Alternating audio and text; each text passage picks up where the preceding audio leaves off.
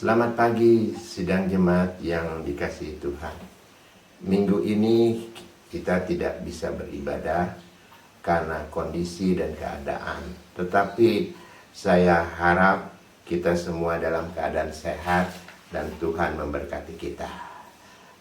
Walaupun saudara di rumah, hari ini saya akan memberi pesan firman Allah untuk saudara. Amin, saudara. Ya. Terima kasih. Judul firman Allah hari ini adalah Berjalan bersama Yesus. Saudara-saudara, di dalam Lukas pasal 17 ayat 20 dan 21 berbunyi demikian. Atas pertanyaan orang Farisi, apabila kerajaan Allah akan datang, Yesus menjawab katanya, kerajaan Allah datang tanpa tanda-tanda lahiriah. Juga orang tidak akan mengatakan, lihat, ia ada di sini atau ada di sana. Sebab kerajaan Allah ada di antara kamu. Saudara-saudara, kerajaan Allah datang tanpa tanda-tanda lahiriah. Kerajaan Allah ada di sekitar kita. Tak ada tanda-tanda lahiriah, tetapi kita dapat merasakan kehadiran kerajaan Allah. Kerajaan Allah itu bukan surga. Kerajaan Allah itu bukan tempat.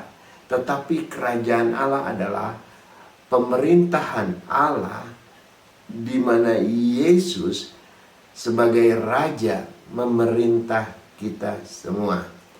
Hidup dalam kerajaan Allah artinya hidup di dalam pemerintahan Yesus. Dengan iman kita dapat berkata bahwa kita hidup di dalam kerajaan Allah.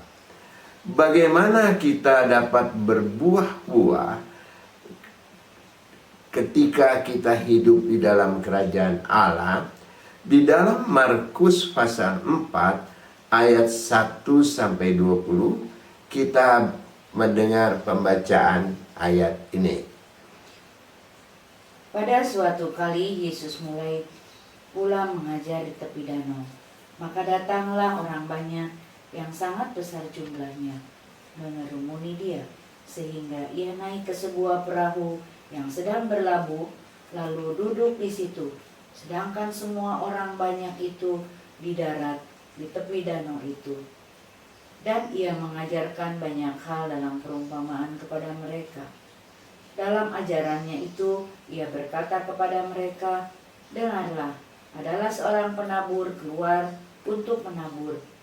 Pada waktu ia menabur, sebagian benih itu jatuh di pinggir jalan. Lalu datanglah burung dan memakannya sampai habis. Sebagian jatuh di tanah yang berbatu-batu, yang tidak banyak tanahnya. Lalu benih itu pun segera tumbuh karena tanahnya tipis. Tetapi sesudah matahari terbit, layulah ia dan menjadi kering karena tidak berakar. Sebagian lagi jatuh di tengah semak duri, lalu makin besarlah semak itu dan menghimpitnya sampai mati, sehingga ia tidak berbuah. Dan sebagian jatuh di tanah yang baik, ia tumbuh dengan suburnya dan berbuah. Hasilnya ada yang 30 kali lipat, ada yang 60 kali lipat, ada yang 100 kali lipat. Dan katanya, siapa mempunyai telinga untuk mendengar, hendaklah ia mendengar. Ketika ia sendirian, pengikut-pengikutnya dan ke-12 murid itu menanyakan dia tentang perumpamaan itu. Jawabnya, kepadamu telah diberikan rahasia kerajaan Allah, tetapi kepada orang-orang luar segala sesuatu disampaikan dalam perumpamaan, supaya sekalipun melihat, mereka tidak menanggap, sekalipun mendengar, mereka tidak mengerti, supaya mereka jangan berbalik dan mendapat ampun. Lalu ia berkata kepada mereka, tidakkah kamu mengerti perumpamaan ini? Kalau demikian, bagaimana kamu dapat memahami semua perumpamaan yang lain? Penabur itu menabur firman. Orang-orang yang di pinggir jalan tempat firman itu ditaburkan, ialah mereka yang mendengar firman. Lalu datanglah iblis dan mengambil firman yang baru ditaburkan di dalam mereka. Demikian juga yang ditaburkan di tanah yang berbatu-batu, ialah orang-orang yang mendengar firman itu dan segera menerimanya dengan gembira. Tetapi mereka tidak berakar dan tahan sebentar saja. Apabila kemudian datang penindasan atau penganiayaan karena firman itu, mereka segera murtad. Dan yang lain ialah yang ditaburkan di tengah semak duri. Itulah yang mendengar firman itu. Lalu kekhawatiran dunia ini dan tipu daya, kekayaan, dan keinginan-keinginan akan hal yang lain masuklah menghimpit firman itu sehingga tidak berbuah. Dan akhirnya yang ditaburkan di tanah yang baik ialah orang yang mendengar dan menyambut firman itu lalu berbuah, dan yang 30 kali lipat, ada yang 60 kali lipat, dan ada yang 100 kali lipat. Saudara, kita sering mendengar perumpamaan yang Yesus sampaikan, yaitu perumpamaan seorang penabur. Maka datanglah seorang penabur, dia menaburkan benih. Benih itu jatuh di 4 macam tanah. Yang pertama adalah tanah jalanan, yang kedua adalah tanah yang berbatu-batu, dan yang ketiga adalah tanah bersemak duri, tanah yang baik. Apa akibatnya? Yang jatuh di tanah jalanan dimakan oleh burung-burung sehingga mati. Tanah yang berbatu-batu dia tumbuh, tetapi karena tanahnya tipis, benih itu pun mati. Yang jatuh di semak duri artinya terhimpit oleh duri-duri di sekelilingnya, maka tanah itu mati.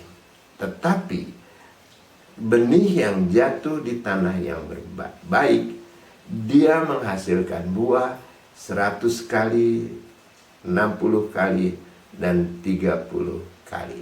Saudara-saudara, apa arti perumpamaan ini? Di dalam ayat 11 dikatakan kepadamu telah diberikan rahasia kerajaan Allah, kepada mereka tidak. Artinya kepada kita rahasia ini diberikan kepada orang-orang yang percaya.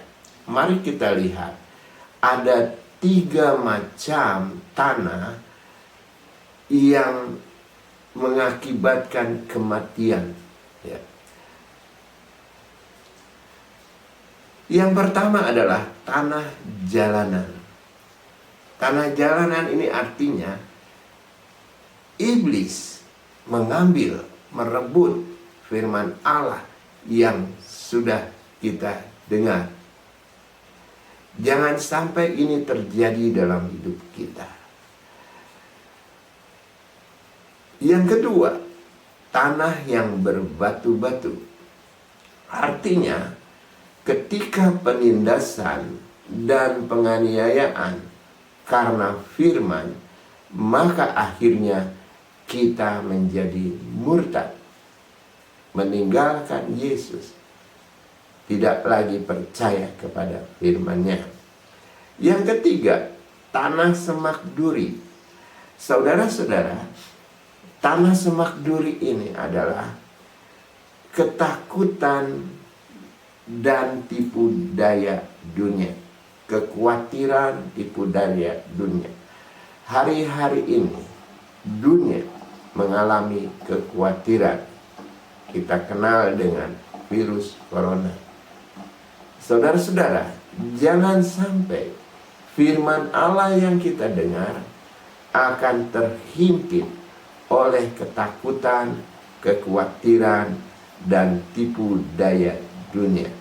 Saudara-saudara, kita lihat dari ketiga tanah ini ada penghambatan.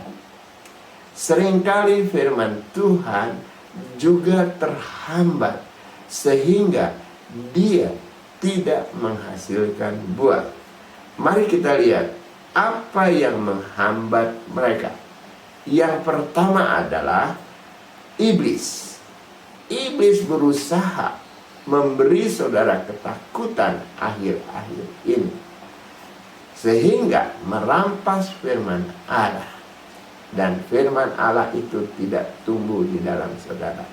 Yang kedua adalah kedagingan, hawa nafsu, sehingga firman Allah itu pun tidak tumbuh. Yang ketiga adalah kekhawatiran dunia ini. Kondisi dunia ini akan membuat kita undur dari Tuhan. Saudara-saudara, tetapi puji Tuhan, ada satu tanah yang namanya tanah yang baik. Puji Tuhan, inilah orang Kristen yang sejati. Berjalan bersama Yesus artinya kita memiliki tanah yang baik. Mereka yang mendengar Injil Kerajaan Allah dan hidup di dalam Kerajaan Allah. Biarlah saudara dan saya termasuk tanah yang keempat ini. Artinya mendengar firman Allah dan menyimpan di dalam hati, sehingga kita mengerti rahasia kerajaan Allah dan kehidupan kita menghasilkan buah-buah. Saudara-saudara, hidup dalam kerajaan Allah tidak terlepas dengan firman Allah. Firman Allah ini harus ada dengan kita. Jika saudara ingin berjalan dengan Yesus, yang utama harus kita perhatikan adalah firman Allah. Puji Tuhan. Hidup dalam kerajaan Allah artinya mengutamakan firman Allah. Saudara-saudara, kita lihat tanah yang keempat ini, tanah yang baik. Ketiga Injil, yaitu Matius, Markus, dan Lukas, mencatat hal yang baik tentang keempat Injil. Yang pertama, mari kita lihat di dalam Matius pasal 13, kita melihat ayat yang ke-23. Bunyinya begini: yang ditabur di tanah yang baik ialah orang yang mendengar firman itu dan mengerti. Dan karena itu ia berbuah, ada yang 100 kali lipat, ada yang 60 kali lipat, ada yang 30 kali lipat. Jadi tanah yang baik menurut Markus adalah mendengar dan mengerti. Usahakanlah diri saudara ketika mendengar firman Allah, simpan di dalam hati sehingga saudara mengerti. Inilah rahasia kerajaan Allah. Kitab Lukas mencatat di dalam Lukas pasal yang ke-8 ayat 15 berbunyi demikian: yang jatuh di tanah yang baik ialah orang yang mendengarkan firman dan menyimpan dalam hatinya dan menghasilkan buah dalam ketekunan. Lukas mencatat mendengar dan menyimpan di dalam hati. biarlah firman itu tersimpan di dalam hati kita. Puji Tuhan. Markus mencatat di dalam Markus pasal yang keempat, ayatnya yang ke-20. Maksud saya, Matius 13 berkata mendengar dan mengerti. Markus mencatat mendengar, ya, ayat 20 saya baca. Dan akhirnya yang ditabur di tanah yang baik ialah orang yang mendengar dan menyambut firman Allah. Puji Tuhan. Mendengar dan menyambut. Ketika kita menyambut firman Allah, sambutlah dengan rasa antusias. Karena firman itu adalah kehidupan kita. Apa yang harus kita lakukan, saudara? Setiap hari hiduplah dengan firman. Firman Allah itu menjadi kebutuhan saudara. Biarlah setiap hari kita membaca firman Allah. Berjalan bersama Yesus artinya hidup dalam kerajaan Allah. Dan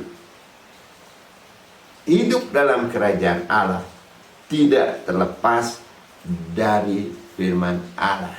Saudara-saudara, bagaimana kita hidup dalam kerajaan Allah?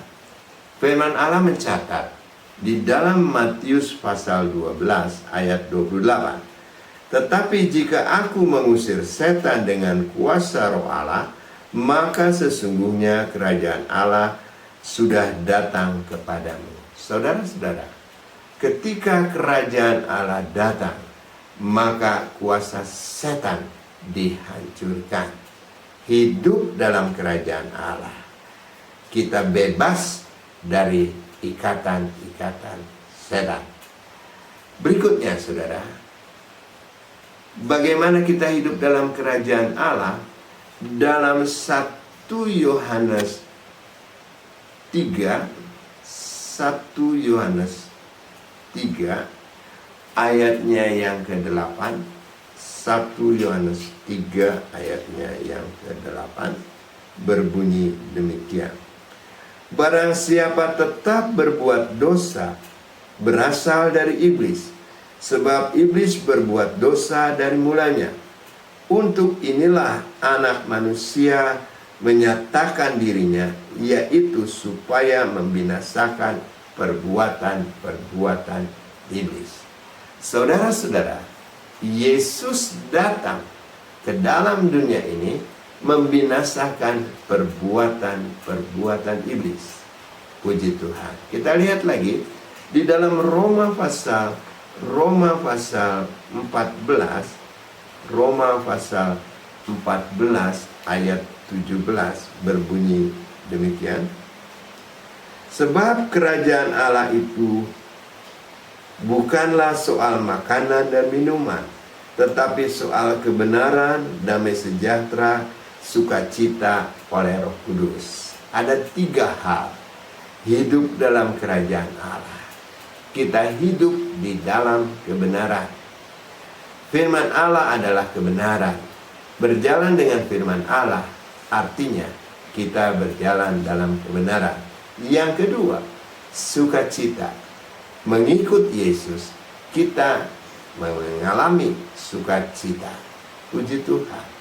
Hati senang, pikiran tenang, berkat datang. Yang ketiga adalah damai sejahtera. Kehidupan bersama Yesus, kita memiliki damai sejahtera. Damai sejahtera ada di rumah tangga, damai sejahtera ada dalam usaha, damai sejahtera dalam jemaat Tuhan. Haleluya.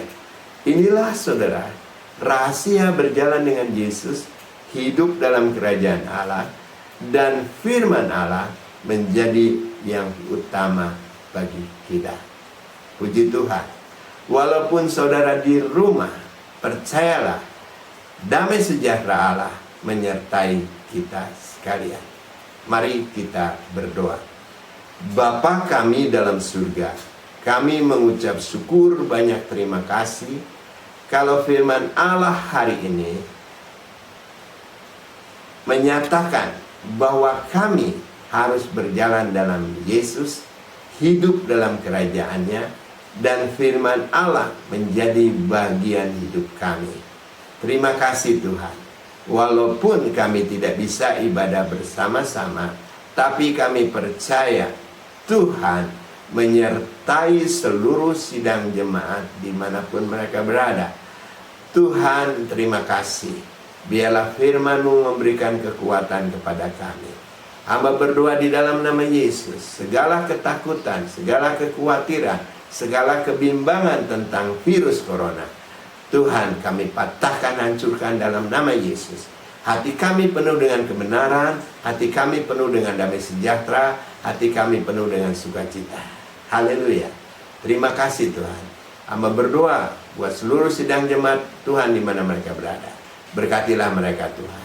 Lindungilah mereka dari kuasa-kuasa iblis, dari kekhawatiran, dari ketakutan yang terjadi hari-hari ini. Kami percaya hidup dalam kerajaan Allah, iblis enyah dari hidup kami. Terima kasih Tuhan. Biarlah hari ini Tuhan memberkati seluruh sidang jemaat Tuhan di mana mereka berada. Saudara-saudara, terimalah berkat dari Bapa, kasih dan sayang dalam Yesus Kristus, Roh Kudus menyertai kita dimanapun kita berada. Diberkatilah keluargamu, diberkatilah usahamu. Amin. Tuhan Yesus memberkati.